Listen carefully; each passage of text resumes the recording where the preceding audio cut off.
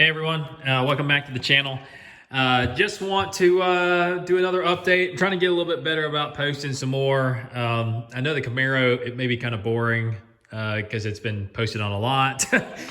But, you know, I hope to, we're really working on trying to get this thing knocked out. So one of the things I decided to do is go ahead and order all the stuff for the exterior. This light had a crack in it. You know, one of the things about F-bodies right now is the parts are really expensive because they don't make them anymore. You know, they don't even make an aftermarket taillight that looks like the stock. And those are the ones that actually I think look the best. It makes some that look like almost like a candy corn, and it's $150 for both. But I actually ordered this and had to get it used, and I put my cracked one up for sale because I think someone will actually probably buy it because it's still in one piece. But you know, stick it on eBay. If somebody wants to use it for a temporary, I think that'd be great. Another thing that I've done is did belts, all the belts, the pulleys. I went ahead and pulled the headlights out of it. I polished those up in an earlier video. They actually look pretty decent, but they had some cracks on the inside of the housing just from being old. They actually cleaned up very, very well for being as old as they are. I was like, you know, I'm just gonna put new headlights in it, as I can't stand the way it looks. So I got two brand new ones. They're actually out for delivery today, so I think they should be here pretty shortly. So that'll be good. I want to tell you guys about a mistake I made. So, you know, I really like the way an SS emblem on the front grille of these cars looks like in white. So I was like, well, you know, the best way to do it, so trying to keep all the stuff original on the car. You know, and I know all the guys out there are like, go F-bodies will never be worth anything. All right, well, you know, whatever. But that emblem right there is 30 bucks. And that front piece on the car, and I'll show it to you really quick. Used to have an emblem like that, and before I reveal all of it to you, this piece right here on eBay is selling for $900. I saw one sell for 900 bucks. Really tempts me to rip it out of the car and sell it and put an aftermarket grill in it. But I'm not gonna do that because I'm a purist. And I know for a fact that if, for whatever reason, if I ever decide to keep the car again, I'd never find another one. I know I sure as hell wouldn't pay $1,000 for one. So what I tried to do is the emblem on the car, front of that car used to look just like this. So I took some of this, it was still in vinyl wrap. I was like, well, hey, you know, I'll spray it white. And then, you know, one of these days, I'll peel it off. Well, I think I threw it away. But like, so I sprayed that shit on there.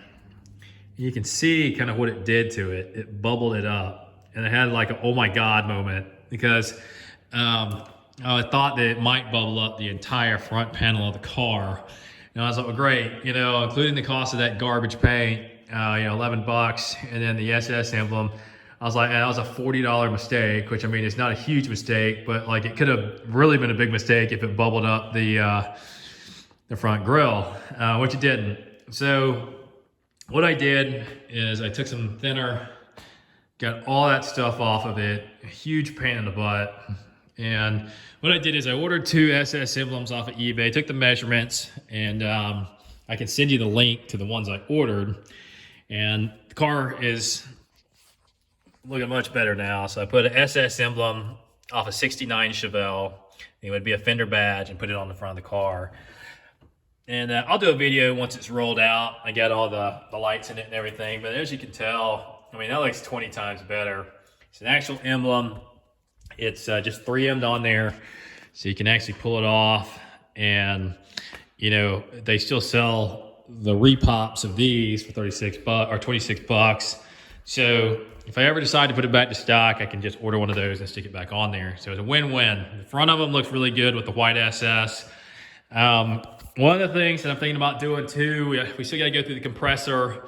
That's probably next on the list after we get the lights in it. I gotta do some more touch up. I got to go over the car one more time with foam pad. The paint correction is taking forever, and it's just mainly because it's cold and I really don't want to do it. You know, and there's really not a lot left to do to it. I mean, it looks pretty good. You got a wet sand one area right here. You want to try to knock this down. I guess, you know, in true Camaro fashion, the guy that used to own this thing used to hang a cigarette out the window By the way, I think smoking cigarettes is nasty shit. You know, and like, no offense to you if you smoke, but like, why do that? Like, why stink up your car? Like, you know, and I about got the smell out of it. So we're good there. So we're in pretty good shape. So one of the things that I'm probably gonna do, I got a quote on it today. I really hate these 10-spoke wheels. Obviously I had to put tires on it to get out of the yard. You know, if I'd had a car trailer, I probably would have just thrown it on the trailer and ordered some new wheels and tires at the same time. But I got a quote today to put some torque thrust 2s with some gray centers on it. I'm going to try to get the wheels mounted with these tires, obviously, for the fronts, and then I'm probably going to order some 315 Nitto drag radials for the back. At least that's the plan right now. We'll see how much it costs. And you know, I'm also debating on, and I know this is starting to get out of control, but I'm thinking about putting white racing stripes on the car. I hadn't really decided if I'm going to do that or not. And then, you know, I'm still debating on doing a little bit of engine work to it. So a bunch of stuff is going on with the car. It's all kind of slowly coming together. You know, another thing that I'm looking at getting is picking up an intake tomorrow night, and then also getting an SLP loudmouth exhaust. So I found one off of a takeoff car. It's in pretty good shape. Not welded. All the slip joints are still good shape. So you know, that's huge. So you know, it's not always, whenever you're hot rodding, it's not always about spending as much money as you can. You know, if I could pick up some decently used parts off of like a wrecked car or something like that, I'll do it. It's all about saving money and, you know, trying to have a good time at the same, especially whenever you're in and out of them like I am. You know, even with replacing all that stuff, my intention is still to let the car go, probably, you know, middle into summer, and hop into something else before next winter to fix back up. And you know, the options are pretty far and few between. I'm really thinking about jumping into a second gen F body if I can buy it right, which is not that easy to do anymore. You know, and the other thing I'm trying to consider is, like, with these, you can still find parts for them in the junkyards and stuff, but with like the second gens, I mean, you have to pretty much buy everything from either like Year One or some major retailer like that that's doing a bunch of repop parts, and you know, it's expensive. You know, like the seat covers, I found a 79 I was looking at, and I was like, I know that wouldn't be too bad. The car's in pretty good shape, but you know, the seat covers are full $100 a piece. And then the door panels are another $600 a piece. So I really am thinking that probably just to buy one already in good shape versus fixing it up, if I go like a really old car, is probably the way to go. If I end up another 4th gen or like a later model Corvette or Mustang, you know, probably be something, you know, call it, you know, 90, 94 and up, because you can still readily find the parts and they're pretty reasonable. You start getting into old Mustangs, stuff like that. I mean, you know, typically, I used to know a really good Mustang restoration guy down in North Carolina. He would tell me that typically on a Mustang restoration, you know, like a 60s, 70s, you know, Mach 1, 289 car, you know, you'd have $15,000 in the parts list alone, because you always got to buy the parts from either like a Year One or a parts retailer. So it's a lot of stuff to consider.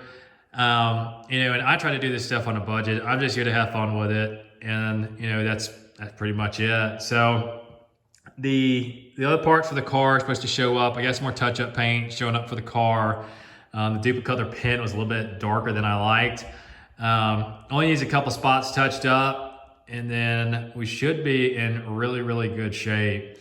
Waiting to hear back from my guy at American Racing Wheels. I really think that it's kind of a Pandora's box, because the car sits up high now as it is. It doesn't really look like that. But if I put those other 17s and those big tires on it, I'm going to have to roll the back fender and then do an 1.25 inch drop. But other than that, guys, oh, there's my daughter, and she's hungry.